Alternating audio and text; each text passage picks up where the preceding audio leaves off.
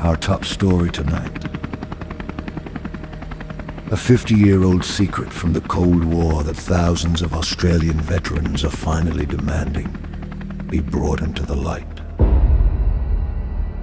Imagine it is 1974. You are just 19 years old, fresh from infantry training, and told you are heading to Malaysia for a training mission to provide a regional presence. But the official word from Canberra was tempered by a dangerous reality. An active insurgent uprising was tearing through Western Malaysia. When the plane touches down at RMAF Butterworth, the reality hits differently.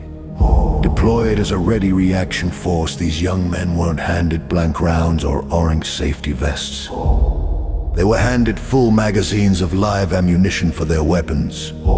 Their briefing was clear. If the perimeter fence is breached at night, you have the authority to open fire. For over 9,000 Australian veterans serving between 1970 and 1989, this high alert status was daily life. Yet, for half a century, the government has officially classified this as peacetime service. Tonight we unpack why a mission that felt like war is still called peaceful back home. The history tells a story of a regional tinderbox. While Vietnam raged, Malaysia faced the second Malayan emergency. The Malaysian Communist Party, or CTs, was staging ambushes and assassinations just miles from the front gates of the Butterworth Air Base. The base was vital, housing the pointy end of our regional defense, 2 squadrons of Australian Mirage fighters. To avoid public panic, so soon after Vietnam, the government chose a clever label. They called it training. Declassified 1973 cabinet documents reveal a hidden reality. Internally, the government admitted the primary role was base security against a real threat, but they chose a different story for the public to avoid political backlash. At Butterworth, troops were in quick reaction mode 24/7, patrolling fences for insurgents, not stray cattle.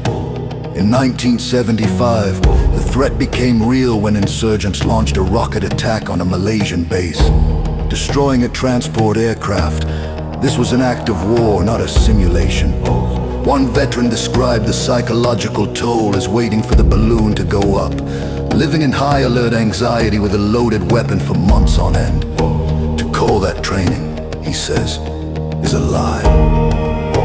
Classification matters because warlike service triggers crucial medallic recognition, gold card healthcare, and disability support. The Defense Department has relied on a semantic loophole, arguing that because troops stayed inside the wire to defend the base rather than hunting in the jungle, it was an act of combat. But as veterans point out, if you are prepared to open fire to defend a high-valued target in a war zone, you are part of that war.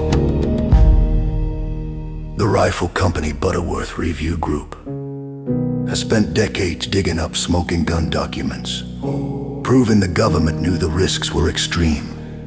Recently, the tide has started to turn.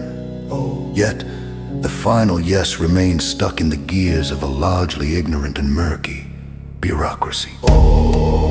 These men, now in their 70s, aren't looking for a payday. They are looking for validation. They want to stand at a cenotaph on Anzac Day, knowing their country finally admits what it asked them to do.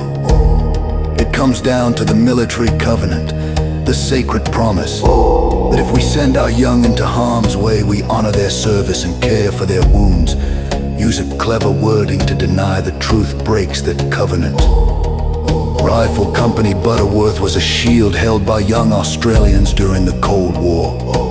It is time, many say, to finally acknowledge the hand that held the shield.